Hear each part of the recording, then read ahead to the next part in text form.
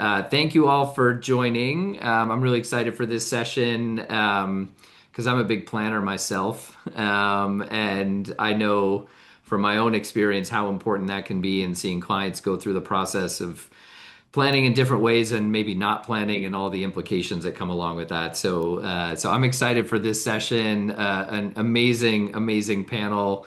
We're going to talk about kind of the complexities of aging, the cost of care, which is not going down, obviously, and how that impacts decision making.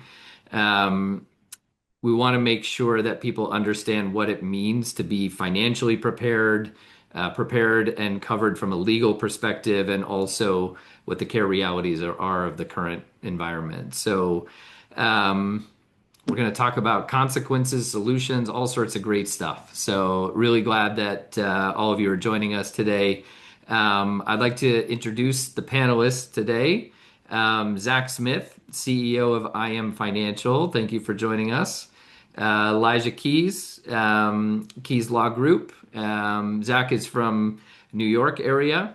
Elijah, you're in where are you based again? Silicon Bay Valley, Area, right? Okay. Bay Area, Silicon Valley, San Jose. Silicon Valley. Okay, that's what I thought. Okay, and Greg Sanchez, who is a an operator for Home Instead, based in the Pasadena, LA area. Thank you for joining us, guys. Zach, why don't we start with you, if you don't mind introducing yourself, telling the group a little bit more about you. Yeah, definitely. Thank you. My name is Zach Smith, CEO and co-founder of IM Financial. I'm a certified exit planner. And, our family's been in the business for decades. Father's a retired CPA, co-founded the company with my brother, but we do have four partners now. And we focus on both business planning as well as personal and family planning. And something that I would say makes our practice unique compared to others is that we really enjoy working with the complexities and getting very strategic. And I think a lot of people, their experience with wealth management and financial planning, a lot of the times it kind of sits on the surface. But what I always like to say to people is the more complex a plan is and the more folds there are, a lot of the times that's where the true value comes from. But it's just hard to understand those complexities. And that's really what our company is here for. It's to be able to strategize for our clients and explain it in a way that makes sense to the client. Yeah, and in the world of seniors, there's no shortage of complexities. So that's great. Elijah, why don't you go next? Sure. So I'm Elijah Keys. I run a law firm of about 15 different people, 15 employees in the San Jose area. I've been around for almost 20 years now. We are certified specialists. That means that if you're looking for a lawyer in California, we're one of the top 2% in the state. What we do is we only do estate planning and we focus primarily on seniors. So when someone comes to us, most often it's an adult person who's bringing their parent to do some sort of estate plan or planning. What we really look for when we're looking for seniors or for people who are transitioning is we're looking to work with care advisors, CPAs, financial advisors to make sure that we can help someone stay in their home longer. We're trying to keep people stay. We're trying to allow people to stay at home, to have people have their golden years and their retirement years the way that they want them. And my job is to deal with power and control. My job is to make sure that people are powerful as long as they can be. And when they can't be powerful, we give someone control who will protect them. And then Very and well then said. finally plan for the children and the next generation with efficient standards. Sounds good. Okay, Greg, perfect lead into you. Yeah, well, I'm Dr. Greg Sanchez. I am a franchise owner of a home instead here in the San Gabriel Valley. We are a provider of caregiving services, so not nursing, but focusing in on the activities of daily living, bathing, dressing, feeding, those kinds of things. Our operation, we're delivering about 30,000 hours of care a month. To seniors throughout the San Gabriel Valley. I think what we really kind of focus on is a person-centered approach and just trying to make sure that folks understand that, care is something that's going to be needed to do what Elijah just said, which is to age in place, which is pretty much what everybody wants to do nowadays. It's just, do you have the financial ability to do so? Right. Or do you have a mortgage contact who can help you? Mhm. I'm kidding. That was a shameless plug. But this is about you guys, not about me. So okay, so Zach, we're gonna turn to you first. Thank you all for introducing yourselves. I want to get your opinion on financial planning specifically for seniors or people who are preparing for the cost of aging, and what does that look like? How is that unique or different than planning for a young professional, for example?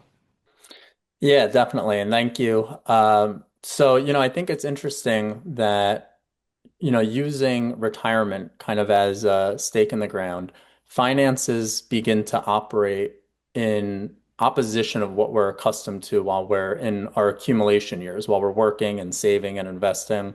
If you think about it, if there was a disability while you're working, that's going to impact your income. But if it happens later in life, that's going to impact your expenses, right? Or even taxes, right?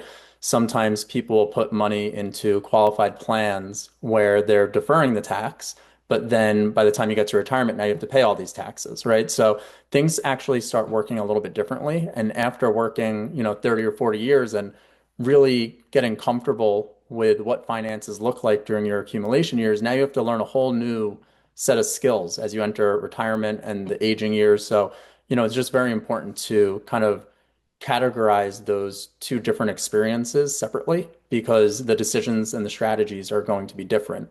So to answer the question though, after framing it, I think that during the working years, a lot of people are asking, obviously questions of protection, but a lot of the times they're asking questions like, how much can we grow our wealth? How much can we grow our assets?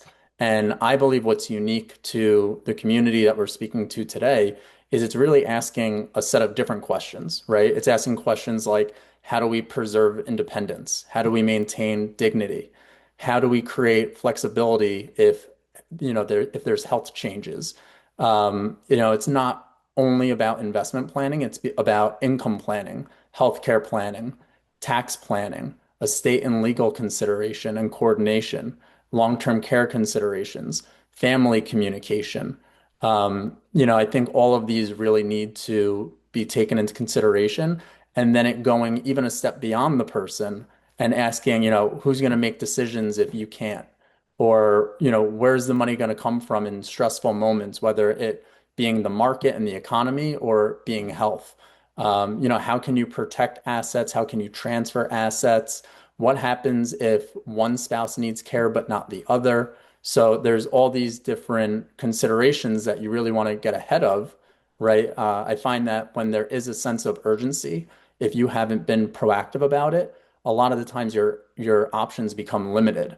Where if you can get ahead of it and be proactive and plan in advance, now you're going to actually have more options and you can really curtail those options into your specific needs, your specific goals. It's a much more customized experience. But to answer the question, I think it's just finances and goals and needs operate differently once you get past that retirement threshold. Right. Yeah, the priorities change. Yeah, I would imagine. And I would imagine a big part of the planning is also being mindful of taxes as well, because that's a huge component if like you were mentioning earlier.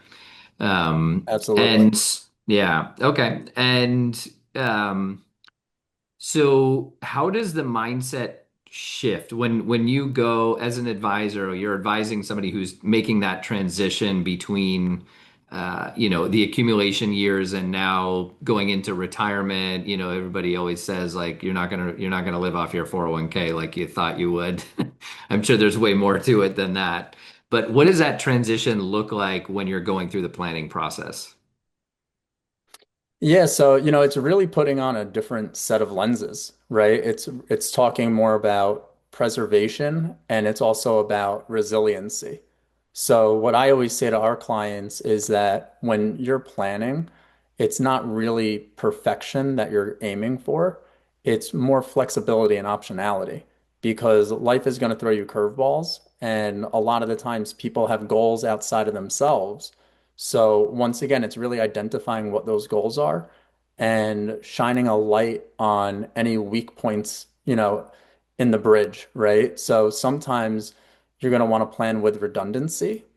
And I always find that to be an interesting conversation because a lot of the times people want to focus on efficiency, right? So I'll use like a hospital as an example. They're going to have, generators and things like that to make certain that they can't lose power. And they do so in hopes of never needing to use it. It's almost like an insurance policy. We hope we never have to use it, but in a situation where we do have to use it, thankfully it was there. So I think sometimes, when people are thinking about income and healthcare, sometimes they're really leaning on one option to accomplish that goal. And to me, you want to go a couple levels deeper than that. To me, that still creates a slight risk where you want to make certain that, no matter what's going to happen, things that are maybe unexpected or unpredictable, those are still things that you've taken into consideration. And, it's really wanting to make certain that you have that flexibility. You never want to be in a position where you have to sell assets to accomplish a goal during a down market, right? So reducing those kinds of risks are going to be paramount. Um, and I think it's just asking those better questions, right? It's not asking the same questions to a 30 or a 40-year-old. It's looking at the next 10, 20, 30 years through different lenses, and there's going to be different things that matter. Right. Got it. And so how do you know when you've like arrived, right? You have a plan that you feel, okay, we've got this set. Maybe there's different components to it, but what how do you know when you're there? Like when you feel like you've got a solid plan that's going to protect you through, the crisis moments, the unexpected events, whatever it may be. How do you know when you've arrived? Yeah, it's a great question. So, there's definitely going to be some consideration of capital reserves, right? Making certain that you have cushion and more than you need. But, I actually view all of our planning for our clients, just as an example, I view everything through the lens of cash flow. And I think so many people are really overlooking that and they don't realize what they're really after. But it really comes back down to cash flow at the end of the day. So, stress testing in all different scenarios, somebody's, plan at that point of life for the future, making certain that they're going to have the appropriate amount of cash flow no matter what happens, even in a down market, even if health issues pop up, even if, you unexpectedly have to help a child. There's so many different things that might come up, and it's really stress testing in all these different scenarios. Will I still have the appropriate cash flow, not only this month, but in 5 years from now, and 10 years from now? And one of the things that are most overlooked, and once again, I'll just use retirement as kind of the line in the sand of change. I think inflation is grossly overlooked by the general public because a lot of the times during the accumulation years, you don't really feel the impact of inflation as much because typically you're making more money each year. I do think right now people are feeling the impact more than normal, Yeah. but I was going to ask if historically you filled your speaking, gas tank recently. yeah, certainly, certainly. But when your income stops growing, right, or it's not growing at the same rate that it was while you were working, inflation really creeps up on people. So that's a really big item that we stress test. Um, if you use a 3% inflation rate, the amount of money for cost of living doubles in roughly 20 to 24 years. And that's only using a 3% inflation. So I think you can argue that we should use a higher number than that. So if you're living, I'm just using random numbers, if you use a 4% inflation rate and you are living, off of $250,000, well, in 15 years, you're going to need $500,000 to have the same lifestyle that you had 15 years earlier at 250,000. So, I think people go too conservative, to be honest with you, when it comes to retirement and retirement planning. And the reason they're going so conservative is because they're lacking strategy. And if you have the right strategy, you don't have to go as conservative in certain areas. And that's going to increase the chances of you not only keeping up with inflation, but hopefully staying ahead of inflation. Yeah. And you mentioned something. This is actually going to be a question I was going to ask you later, but you mentioned it, so I want to bring it up a little bit more. Um, how do you account, and maybe this is part of the stress testing, but how do you account for unexpected crisis at a moment where the market is down? Like how do you, because that seems like the worst case scenario, right? You're pulling out money at the worst time that you weren't planning to pull out money in. So what does that look like when you're trying to manage that and stress test it? Yeah, it's a great question. It's something that we actually, I would say, specialize in. It's one of the most important parts of the plan. And, a mistake that a lot of people make is they really have all their assets in one place. It might be diversified, but a lot of the times it's all sitting in public markets, or maybe they're going conservative, and there could be like treasuries and bonds and things like that. But creating an environment that's uncorrelated is really the answer to that question, because at least not all of your assets are getting impacted by the same thing. And by having uncorrelated balance in your plan, you're able to make strategic maneuvers where you're able to pull money from different areas. And not only are you not pulling money from an account that might be down, but it's also giving that account the opportunity to grow and come back, right? So I'll just use easy numbers just to kind of prove the point. But if you have $1 million and you lose, 10%, well, you need to earn more than 10% to even get even. And now, if you take in consideration your average retirement strategy that somebody might have, um, you're pulling money as income from an account that's down, you could almost guarantee that you'll never get back up to that original watermark. And, I'll just bring people back to 2008 very quickly and say that, people who didn't have a good plan in those moments, it was life changing for them, right? The rest of their life is now different because they didn't have the proper plan. And if you have the proper plan, it really comes back to the uncorrelated balance. You're able to play different areas of your strategy off of each other, and you're always able to pull from an area that makes sense. It's going to have the least amount of a negative impact rather than almost being like a one-trick pony and it's saying, I don't have another choice. I don't have that optionality. I don't have that flexibility. Even though times are bad right now, I still have to take money. And then you start getting on this treadmill where it's going to be really hard to get off of it. Yeah, for sure. Yeah, it's a good point. Is it gives you options to figure out where to pull funds from that may be as advantageous as it can be in those moments, even though it may not be ideal, regardless of where you're pulling money from. But there's probably better places than others, I would Yeah, and imagine. life and finances, it never goes smoothly. So I think it's Yeah. really planning for those moments. I mean, everything when we're planning with our clients, we always make sure it works in the most conservative environment. And if things are better, great. But if somebody's plan is, oh, this works as long as I make 8, 10% every single year, that's just a matter of when is it going to fail, right? It's not, is it going to fail? It's just eventually it's going to. Yeah. Yeah, don't play the odds. Right. Okay, and can you give an example of a family who maybe waited too long to make that transition or start planning? If you have any anecdotes or stories or, ideas of what that looks like when you don't plan and how impactful that can be. Unfortunately, I have many examples. And I'm gonna use a high-end example just because of I think it shares a greater impact on the situation. If you would like me to share another example after, I'm more than happy to. But there was a client of ours where, the father immigrated to the United States decades ago, and he actually, came here with nothing, and he ended up building a nine-figure empire in business. And because he didn't do, and this actually goes, it overlaps in my world, but it also goes towards Elijah's work. They did not have any proper trust and estates planning. Hmm. And it was one of those scenarios where they were literally trying to have the father sign papers on his deathbed. And it didn't end up getting far enough along the way that they needed it to. The father ended up passing. His wife ended up passing about 6 weeks later. So now both parents were out of the picture. And like I said, they had a nine-figure business. They ended up having to pay somewhere between 60 and 70 million dollars to the government more than they had to if they just did the proper planning. And the silver lining is that the children still did receive a lot of money and they're going to be okay. But who wants to give half of their money to the government when you don't have to?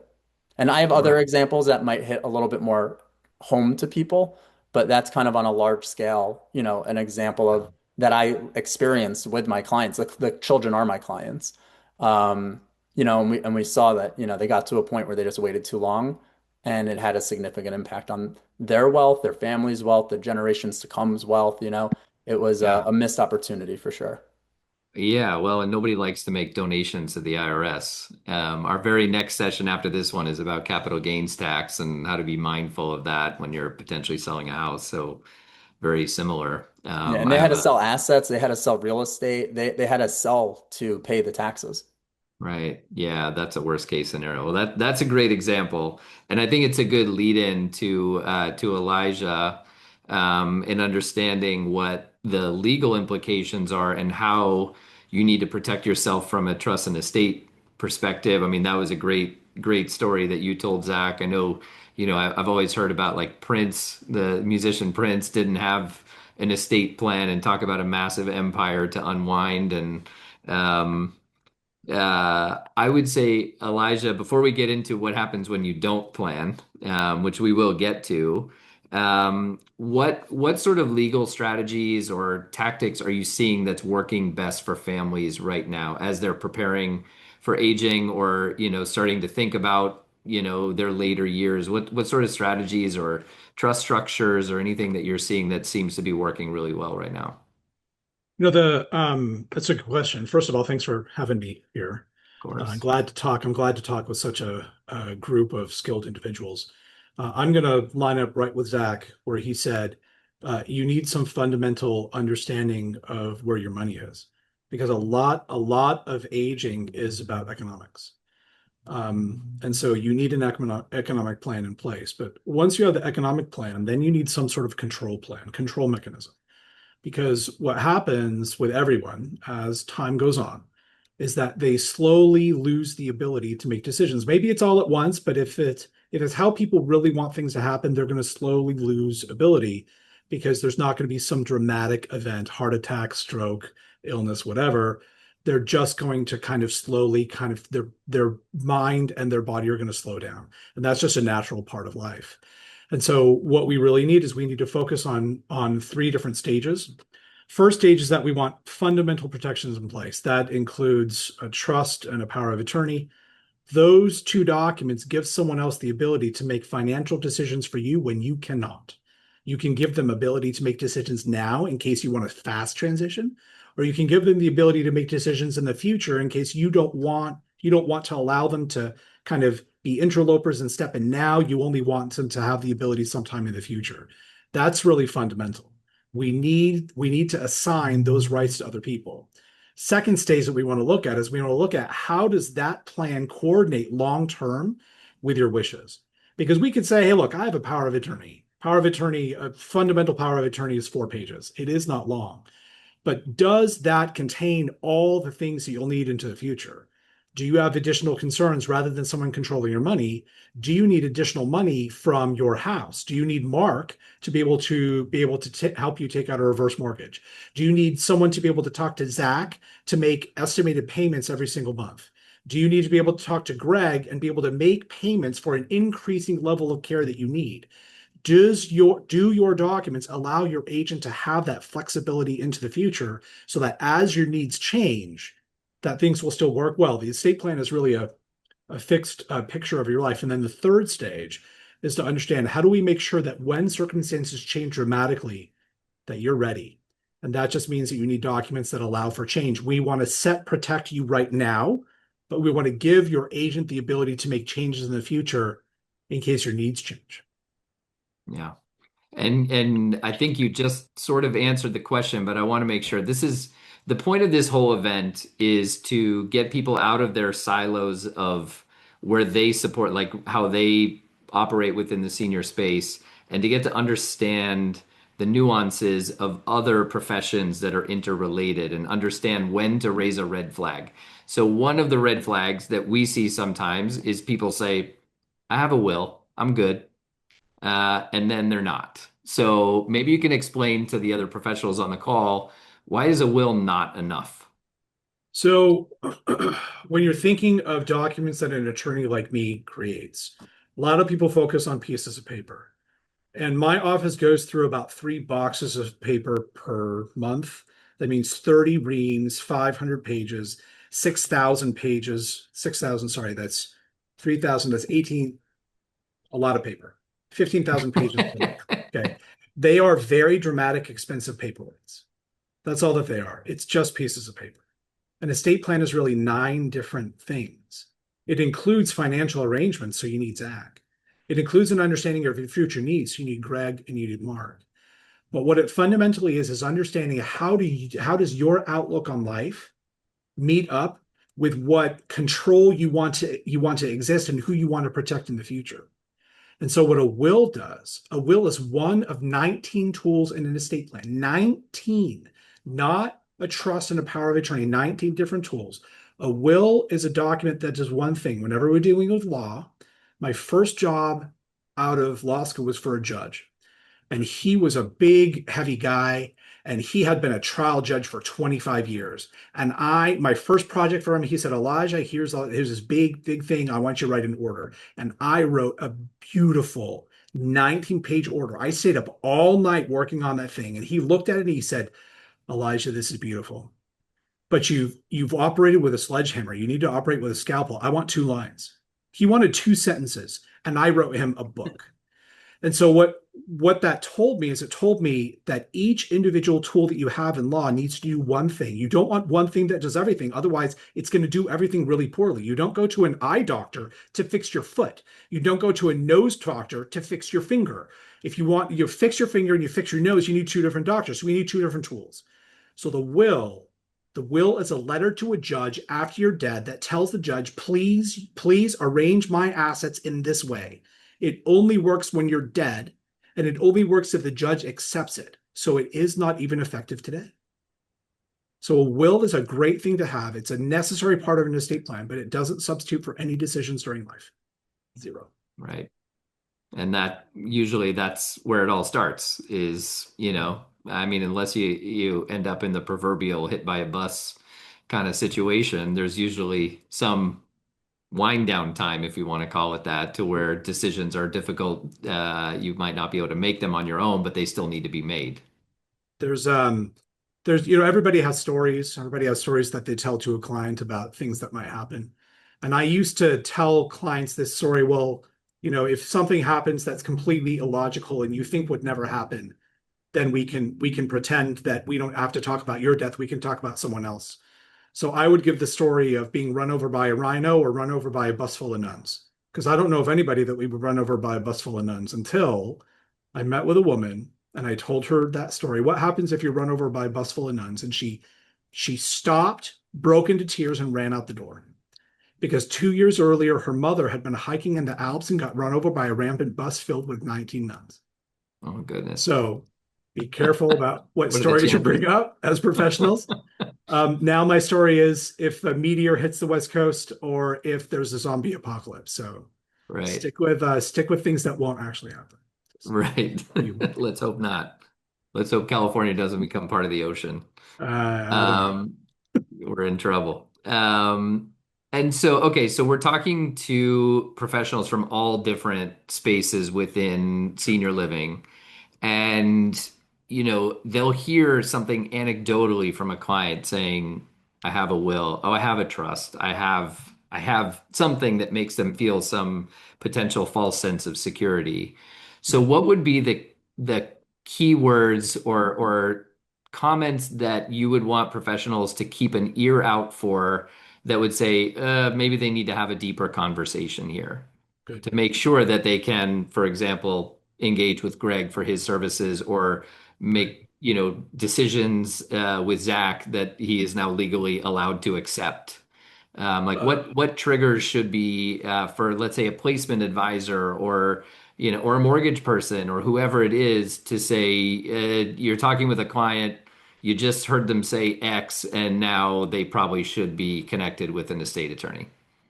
Well, imagine that somebody's building a house. Okay. And when they're building a house, you want to make sure that the house is going to stand.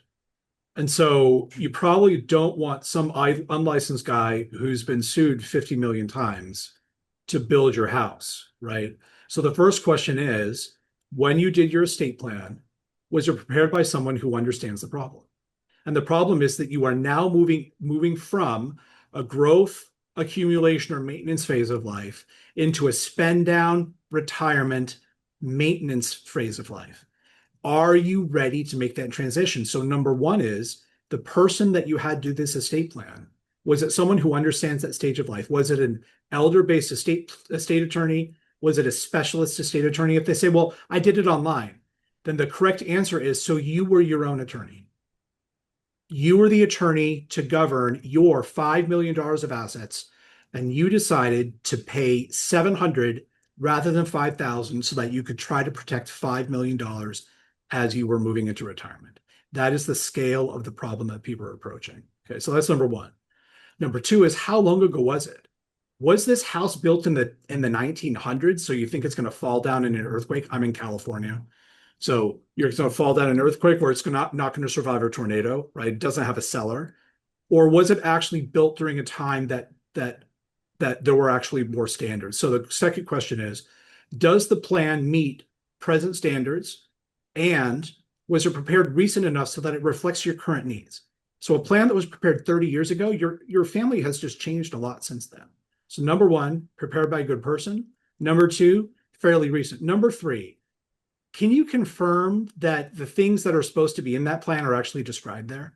Yeah, it actually lists your assets, that you've worked with an investment advisor like Zach to actually move things in. You make sure that you work with somebody like Mark, where if your house is refinanced, they pull the house out to the refinance and then they put it back in, because that's pretty common. So funding. And then the fourth thing um, are those documents prepared for the next stage of life? And so a simple document probably works really well for a 35-year-old person with 7-year-old kids. But if you have $5 million in cash and you are currently 78, probably not the right thing. You need something more robust. So 4 questions. Is it strong enough? Is it recent enough? Was it prepared by the right person? Does it work with your current stuff? Right. And working with your current stuff, we just had somebody post in the chat that I think goes along with that says, and if you do have documents where they created under the governing state that they currently live in, so it's actually binding. That's important in a lot of situations. So the comment says you need to make sure that the documents are prepared in your current state. My comment is, I would take that and I would say, yes, I would add on to it.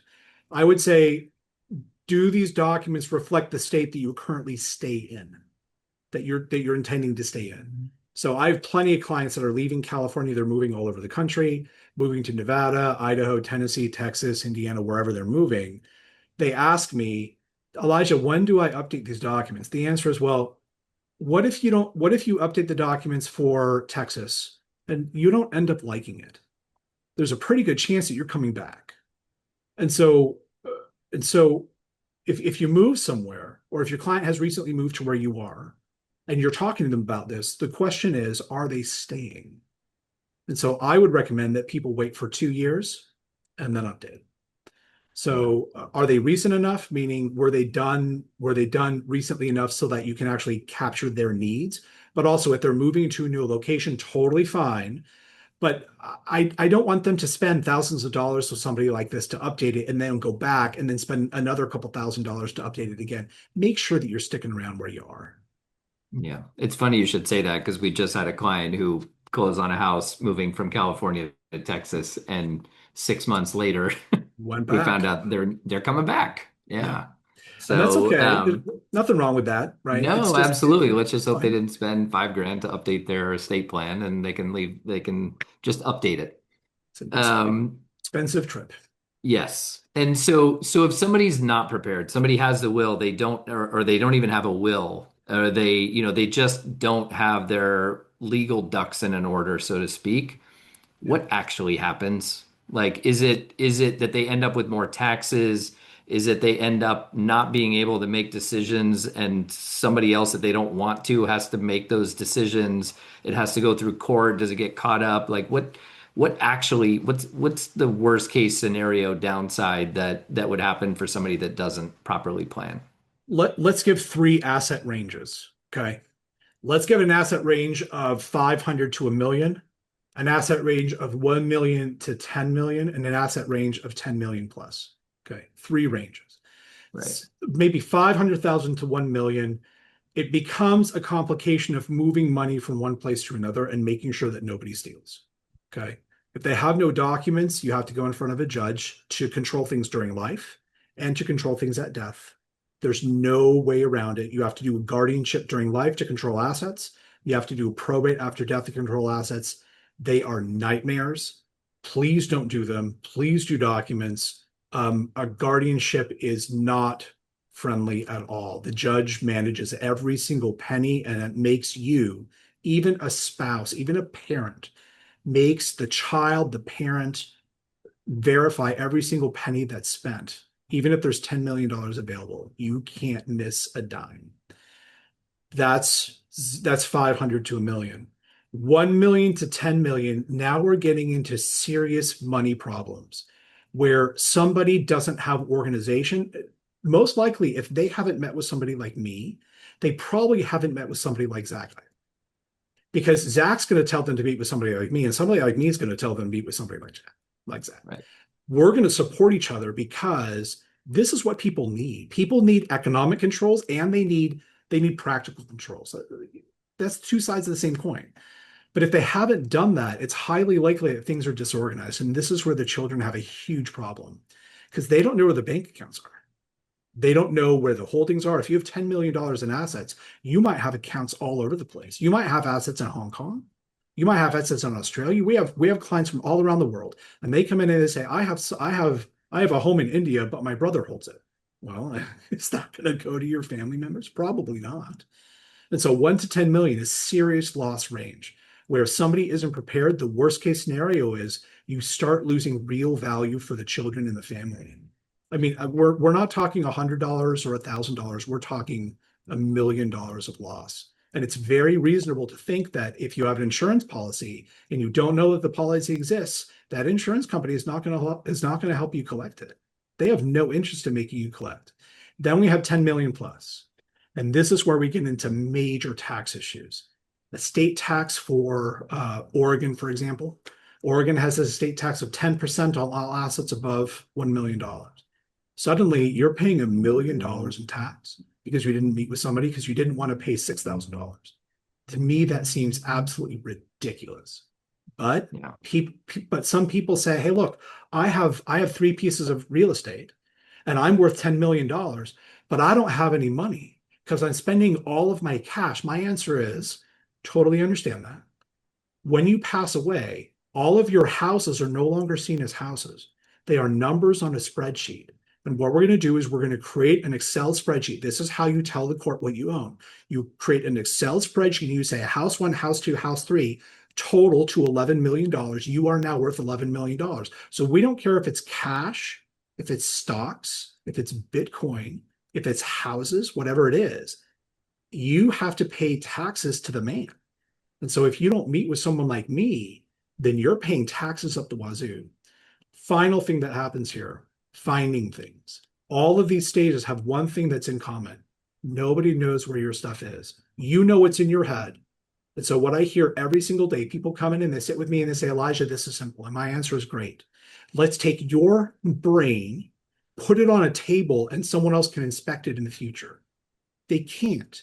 You need to take everything that's in your mind, unpack it, unravel it, unwind it, take all the weird bells and whistles that you have, straighten it out, and make a picture with it. Please do that. It's not simple. And so instead, what we need to do is we need to have people be organized. That's actually step 4 in a 9-step estate plan.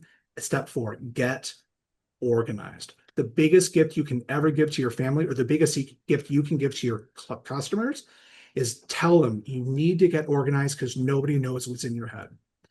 The absolute worst case scenario is one parent, one senior manages all the money, and the other senior gets dementia. Happens all the time. Maybe they both get dementia. And the one person who managed all the money suddenly dies or gets sick. And now we have to maintain this other person who doesn't know where anything is. They have no idea what's going on in the family's life. They have no idea how to even access bank accounts. They don't know what the expenses are. They don't even know how to pay the power bill. But now you, as the professional or the children, have to go into a house and have to take every single piece of paper out of that house, inspect it individually just to find out what they had so you can control it. It takes months. Imagine each square foot that you have. My estimate, anecdotal, my estimate would be probably about 1 hour per square foot. So my house, I have a fairly small ranch house in California. My house is 1,500 square feet. That's 1,500 hours to take all that documents out of the house, inspect them, understand what's there, and get control. That's a full-time job for 9 months. Just get organized. Yeah, I'm convinced and terrified at the same time. Well, my estimate is based upon someone living in a house for like 30 years.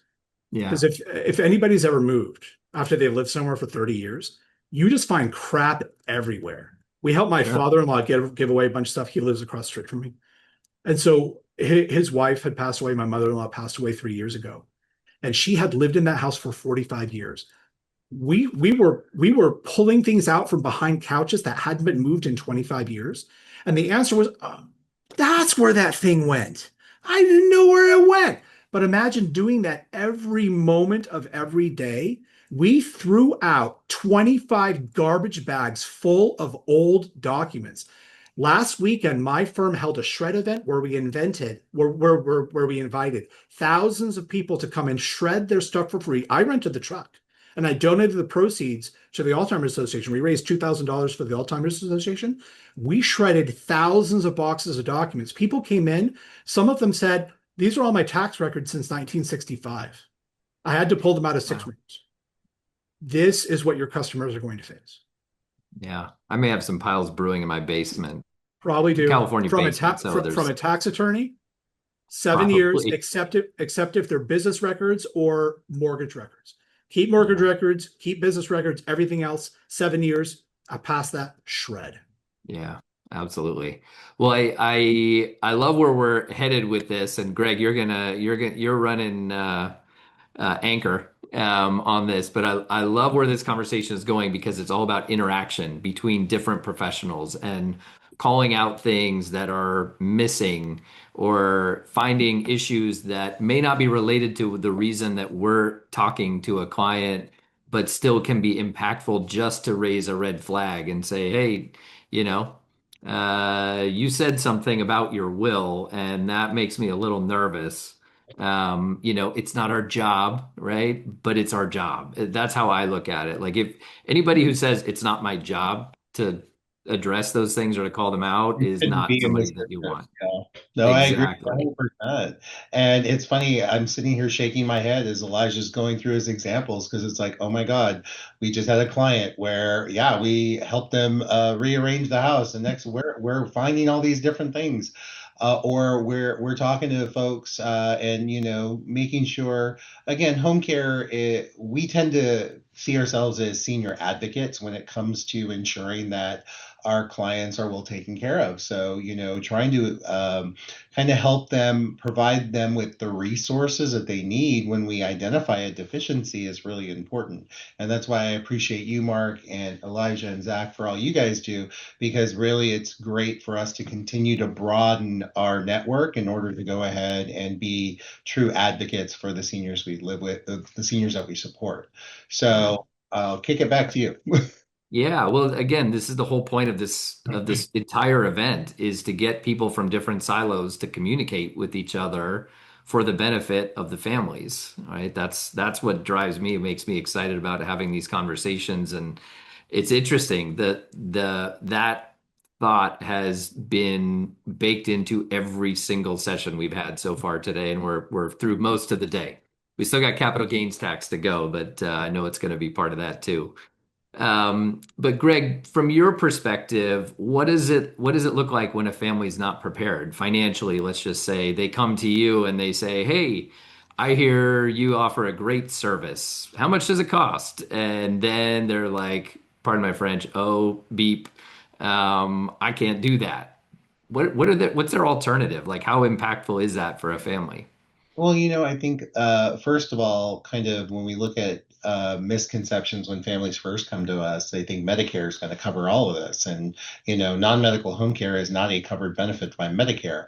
So really getting them to start planning ahead is really important, and ensuring that they are considering all their options, which is why, again, our focus is on advocacy and ensuring that seniors know the resources that are within their local community. So, when they're coming to us and they're like, "Oh my God, I didn't realize how much it costs." It's like we have to pivot on the conversation to go ahead and leverage who we are as subject matter experts in home care to kind of balance the conversation between safety and quality standards and ensure that we're going to do the best that we can to go ahead and develop a plan of care that is affordable for you. However, we're not going to go ahead and do anything to impact safety and quality metrics. So that conversation can go ahead and sway some individuals, but the price point people start, especially right now, price sensitivity seems to drive poor decisions when it comes to taking on high risk actions. Oh, well, the lady down the street can go ahead and help mom out, or oh, the lady from church can do that. I mean, there are so many uh, actions that these families are considering taking without understanding the bigger picture. So, I encourage families to talk to folks like Zach and to Elijah so that they understand that, you're bringing a private individual into your home. Do you realize that you are now the employer? If something happens to that individual in your home, have you talked to your homeowner's insurance to cover, injuries? And if not, you're on the hook for it. So, here we're talking about families that may have, $1 million or $5 million in the bank account. And then ultimately what ends up happening is they make a poor decision because they're being sticker shocked. And next thing you know, they're paying a six-figure legal settlement to go ahead and address something that could have been done with a little bit more thought and preparation. Yeah, and I sat in on a presentation once. Maybe you were there because it was in the same networking organization I know both the I first met you at, where they were talking about tracking hours of like a personal home care friend of the family or something like that, where they just wrote down hours on a post-it and handed it in. They paid them based on that, and then all of a sudden there was no records, and all of a sudden that person turned on the family and sued them for a whole lot of money, and won. And so I'm sure you can sell against that, so to speak, Oh yeah. but it's a real concern. Absolutely. Yeah. So, so in the event that somebody, let's say they have not prepared financially, they're just not able to do it. What are the alternatives if they can't afford home care or they can't afford, I mean, your services, I'm sure reasonable. I'm not giving an impression about you specifically, but home care is not inexpensive, as we know. What what what does that actually mean for the family? Does that mean they have to place them somewhere? They have to go for some sort of government assistance type of facility, or how does that work? Well, let's be candid about the price point of home care in the state of California right now. You're looking at anywhere with a licensed home care operator from 35 to $60 an hour. How many families can go ahead and afford, at 24-hour care, 30 to $40,000 a month? So, what families need to consider is all the options. Now, right now I'm dealing with my 101-year-old grandmother who we're trying to go ahead and figure out some assets to move around because she is adamant she ain't leaving the house. So we're trying to figure out from the standpoint of, what assets she might have from real estate perspective. But the other thing is that, does she have to get to a point where she's spending down to qualify for Medi-Cal or Medicaid in California, Medi-Cal, so that way she can go ahead and get into some sort of assisted living or skilled nursing facility if that's what it needed to be. But this is where the challenge for the positive, and at least in my situation, is we have a large family that's willing to go ahead and support her in any way we have to. But there are so many seniors out there who do not have that family network that are or that safety net, if you will, and really trying to find them resources is a challenge. I mean, our society is not set up for the wave of aging adults that are coming into play. I mean, I was just doing a session earlier for a different organization, and the statistic for California is 25% of the population of California is going to be over the age of 65 by 2030. We're talking about 4 years.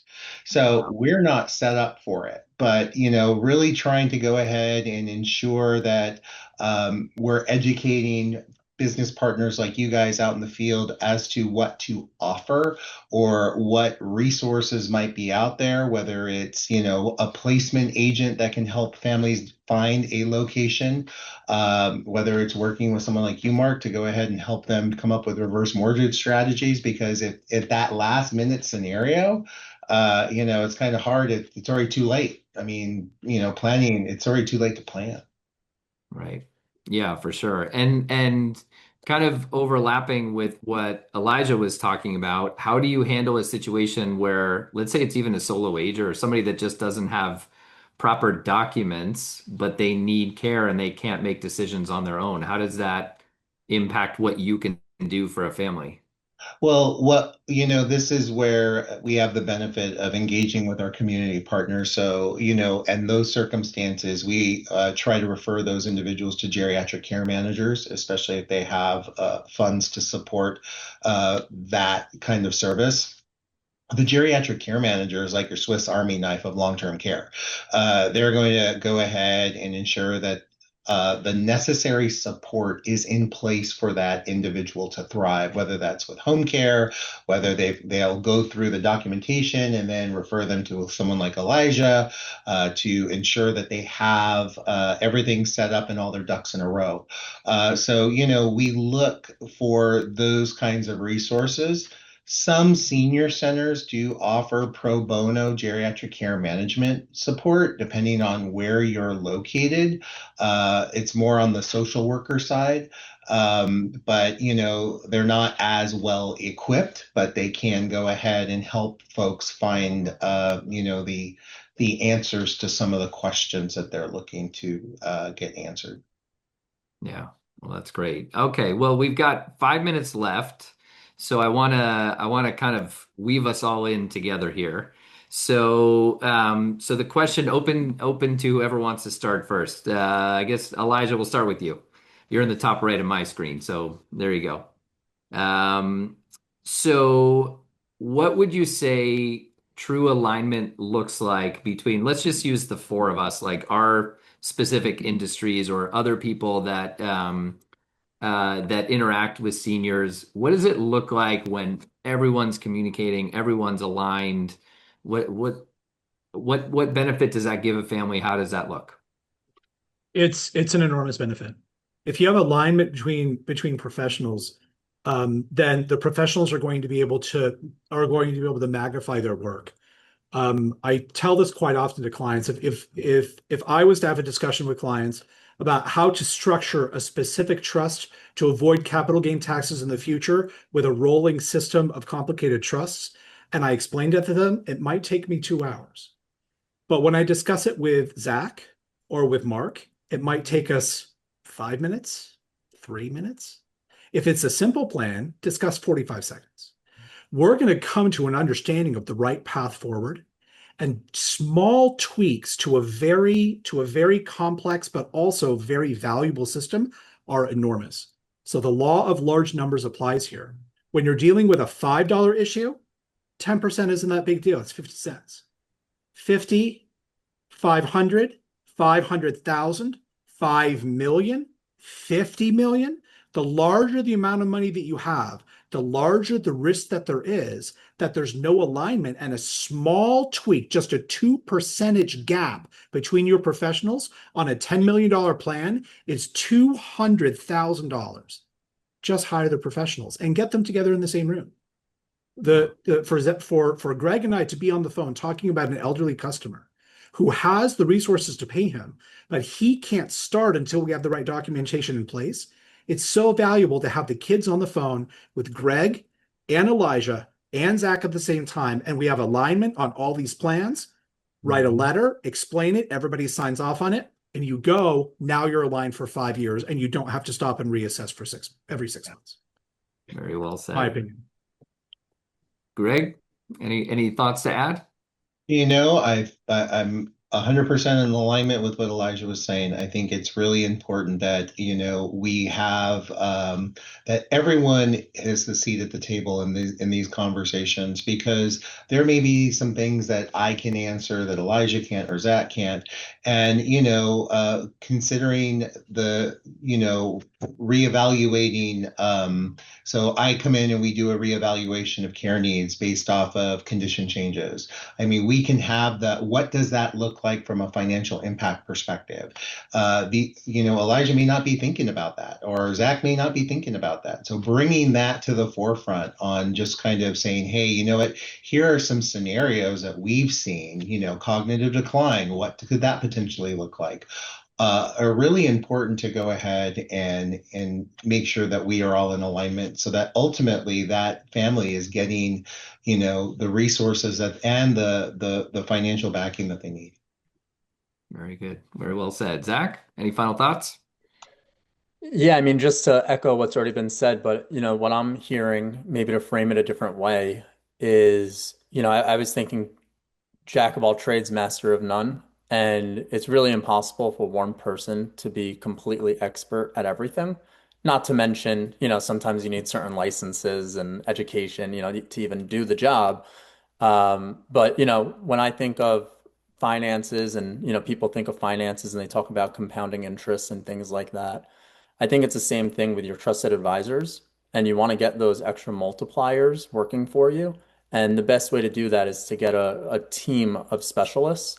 I've been saying it actually since the first day I got into wealth management, and that's for my role. In order to really be at an elite level, you have to understand finance, accounting, and law, and all these things really do dovetail together. So, just echoing what everybody else is saying, definitely don't try to do it on your own. People are cost conscious. People want to cut corners. There's a time to take a shortcut, and there's a time to kind of buckle down and do it the right way.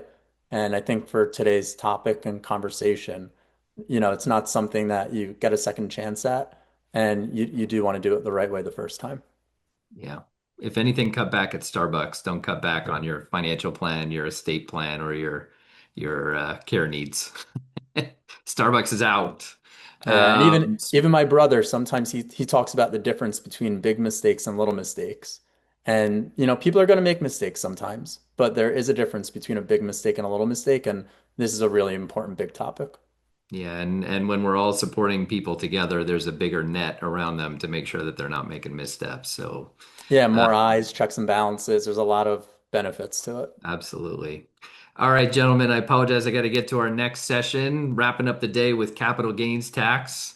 And thank you all so much. I encourage the audience to connect with you guys one-to-one. Your information's in the portal. And if anybody has any questions, by all means, reach out to us. We'd be happy to connect. And you guys are awesome. Thank you all so much. And we'll see you again soon.